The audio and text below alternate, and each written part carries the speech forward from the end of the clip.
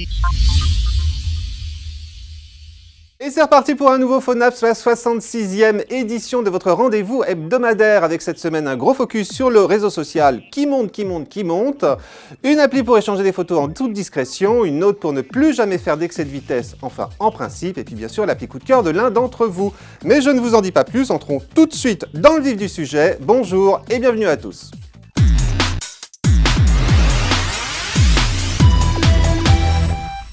C'est le réseau social qui fait parler de lui en ce moment, un réseau social que son créateur américain, Paul Budnitz, présente comme un anti-Facebook. Et pour cause, prenez Facebook, retirez-en les publicités envahissantes, mais aussi ses nombreuses applications et enfin toutes ces options que vous n'arriverez sans doute jamais à paramétrer correctement.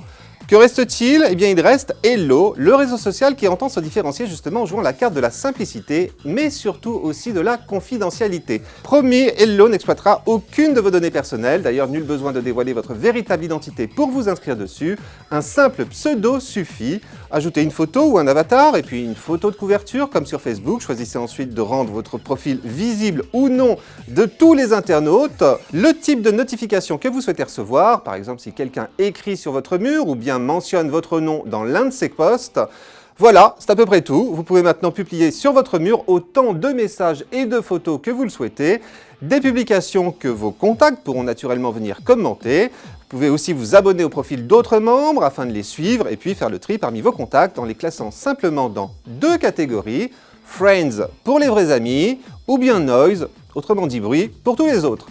Notez d'ailleurs que vous pouvez aussi bloquer certains membres si vous souhaitez les empêcher de vous importuner, et tout ça en passant par une interface graphique très épurée, aux antipodes de celle de Facebook. Bref, Hello, c'est simple, c'est fluide et c'est plutôt joli.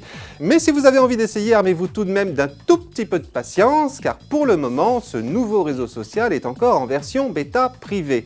Pour y accéder, vous devez donc vous rendre sur sa page d'accueil et solliciter une invitation, ou sinon en demander une à quelqu'un qui serait déjà inscrit dessus, vous en avez peut-être parmi vos amis.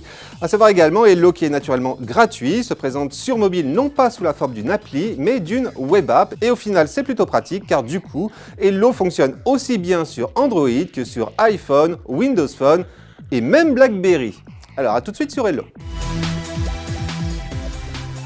Bon, je pense que vous connaissez tous Snapchat, cette application qui vous permet d'envoyer des photos éphémères qui se détruisent toutes seules juste après avoir été vues.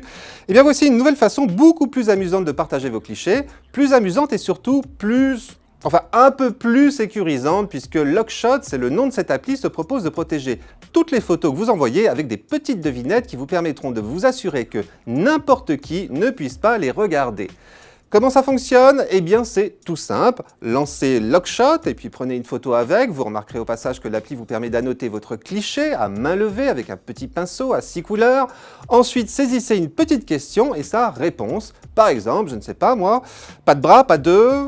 Non, là c'est trop facile, dans ce cas votre correspondant ne devra pas faire preuve d'une grande perspicacité pour débloquer l'affichage de votre cliché sur son smartphone, mais si vous souhaitez sécuriser davantage votre échange, rien ne vous empêche de saisir une devinette plus personnelle à laquelle seule une ou un petit groupe de personnes est en mesure de répondre. Ne reste plus qu'à sélectionner le destinataire de votre photo qui devra naturellement également utiliser Lockshot et à envoyer. Voilà. Sachez enfin que, comme avec Snapchat, les photos que vous envoyez avec Lockshot s'auto-détruisent automatiquement juste après avoir été visionnées. Mais bon, bien évidemment, l'application ne vous garantit pas que leurs destinataires ne feront pas une petite capture d'écran. Lockshot, une application gratuite, disponible pour le moment uniquement sur iPhone, mais qui ne va pas tarder à arriver sur Android. Vous n'aurez désormais plus jamais aucune excuse en cas d'excès de vitesse sur la route. Bon, mais à condition tout de même d'utiliser My Drive Assist comme copilote dans votre voiture. Car cette application va se charger de vous indiquer les limitations de vitesse de toutes les routes que vous empruntez. Pour cela, placez simplement votre smartphone sur le tableau de bord de votre véhicule ou plus exactement sur un support accroché à votre pare-brise. Appuyez sur le bouton Information pour découvrir comment le positionner correctement, l'idée étant que la caméra de votre mobile soit toujours bien face à la route. Pourquoi ? Tout simplement parce que cela va permettre à l'application de scruter, tout comme vous, je l'espère, l'horizon et de repérer ainsi tous les panneaux de signalisation que vous croisez, et donc de vous avertir des limitations de vitesse, mais aussi des interdictions de dépassement. MyDrive Assist reconnaît automatiquement tous ces panneaux, mieux encore, grâce aux informations fournies par tous ces autres utilisateurs, bien souvent cette appli est en mesure de vous alerter des limitations de vitesse des routes que vous empruntez avant même que vous ne croisiez un panneau. Elle vous l'affiche en permanence sur votre écran et si jamais vous appuyez trop fort sur le champignon, eh bien l'application n'hésite pas à vous rappeler à l'ordre afin de vous inciter à lever le pied. En plus, ce système fonctionne non seulement en France, mais aussi en dehors de nos frontières, même lorsque les panneaux diffèrent. Ajoutez à cela une carte qui vous informe de l'état du trafic routier avec 3 codes couleurs, vert, orange, rouge, c'est classique, fonction de la densité de la circulation. Bref, MyDrive Assist est l'application des conducteurs studieux que je ne peux que vous conseiller de télécharger, d'autant plus qu'elle est gratuite et disponible aussi bien sur Android que sur iPhone.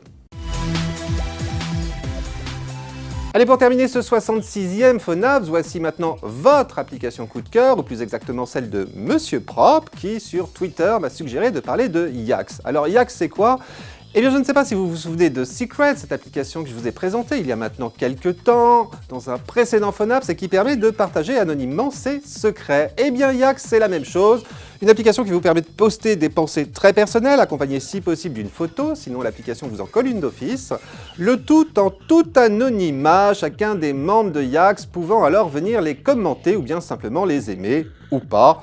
Bon, sauf qu'en fait, Yax arrive tout de même à se différencier de Secret, car d'une part, il faut reconnaître que graphiquement, l'application est quand même un peu plus réussie, et puis d'autre part, cette application vous offre davantage d'options, comme par exemple la possibilité de vous créer un pseudo, d'ajuster, de contrôler et gérer les notifications que l'appli envoie, de suivre son activité sur ce réseau social anonyme, ou encore de trier les messages qu'elle affiche en fonction de leur popularité, de leur fraîcheur ou de leur géolocalisation. Voilà, que dire d'autre ? Eh bien, pas grand-chose, si ce n'est que naturellement cette application n'a d'autre utilité que de servir à certains de défouloir, à d'autres à recueillir des avis sur des sujets très variés. Bref, à vous de voir ce que vous voulez en faire, sachant que de toute façon, Yax est gratuite et disponible aussi bien sur Android que sur iPhone.